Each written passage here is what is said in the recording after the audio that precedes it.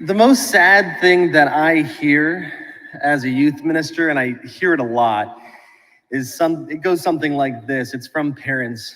Parents will say something like, "My son doesn't go to mass anymore. My daughter doesn't go to church. My grandson calls himself an atheist. My granddaughter has no access to church because her parents won't take her."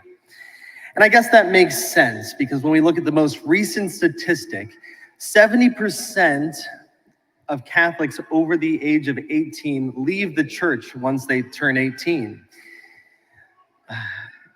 And that's sad. I know when I look out on the congregation, I see a lot of working people and business people. And if you were told that in your business, you were going to lose 70% of your customers, my gosh, that would not just be alarming or sad, that would be devastating.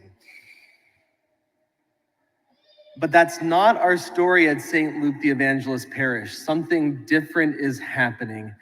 And I'm really excited to share with you the hope that's coming from this parish because of you, the parishioners. Just 5 years ago, in my first year here, we averaged about 12 people for our weekly Life Teen events. This year so far, we're averaging 110 teenagers coming here on Sundays.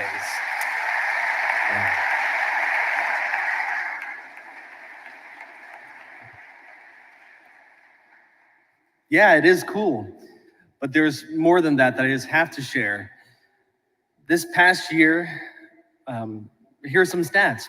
95 people as of 10 o'clock this morning have signed up for our fall retreat. 54 people have signed up for our spring retreat. 99 people already signed up this year for next year's Catholic Youth Summer Camp. Really missing that one person. 48 people signed up for the Steubenville Conference. Last Sunday, if you got the Pittsburgh Post-Gazette, there was Bishop Zubik on the front cover, and the only good part of that article was St. Luke the Evangelist's youth group. It was the best part of the article. It was like the shiny part at the end. Last year, we averaged 82 teens every single week with 350 unique visitors who came at least twice. This year, our kickoff had 172 teens. Last year, we had 6 people go through a teen version of RCIA and get baptized or confirmed and accepted into the church. 4 teenagers became full-time missionaries upon graduating high school. And 2 people who went through our program have joined seminary so far, which is great.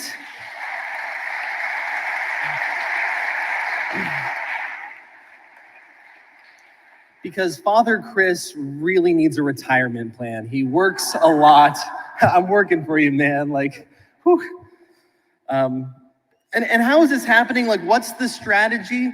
It's pretty simple, and you are the people who make it happen. You are. You know, a parent came up to me and they said, you know, every teen will go to a summer camp. Every teen will go to like a retreat with some church. And I thought to myself, well, what if they were cheaper at St. Luke the Evangelist? And what if mine were way more fun? And so that's what we do, our Catholic Youth Summer Camp, our fall retreat, our spring retreat.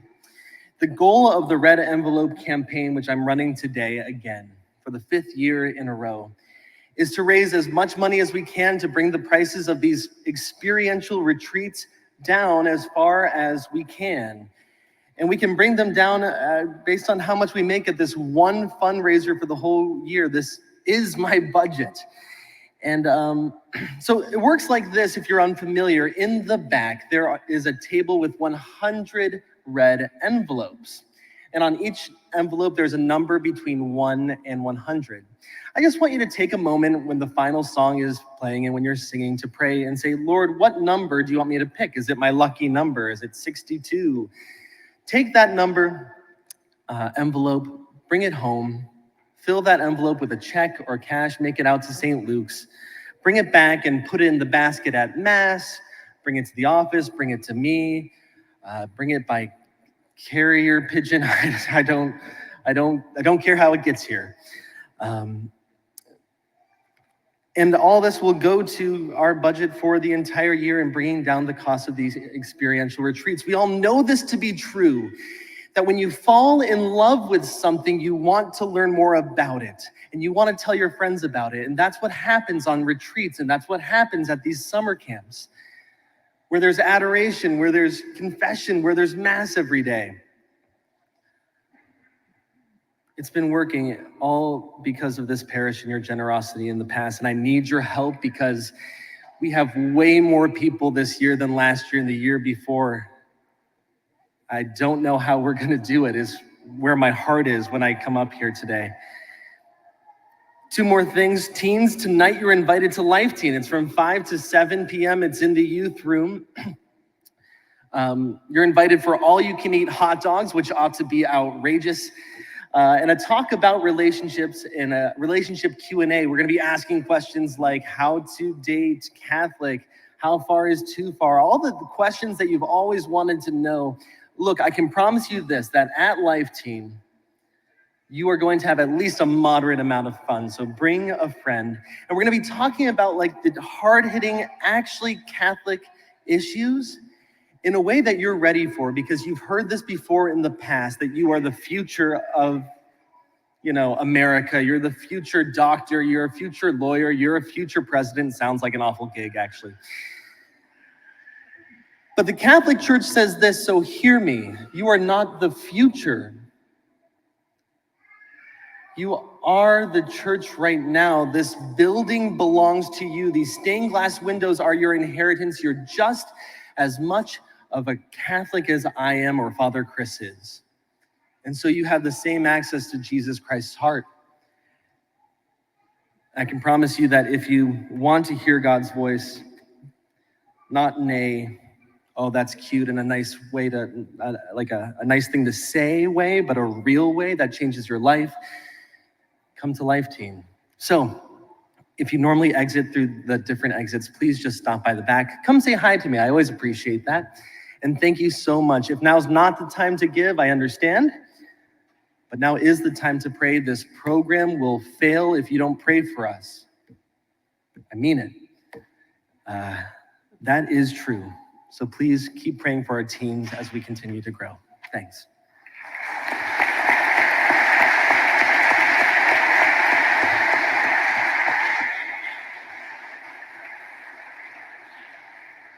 Just so you know, it is working. It's not just nice words. I went to a local Catholic school for Mass, and one of the teachers pulled me aside, and they said, "What are you doing at St. Luke's?"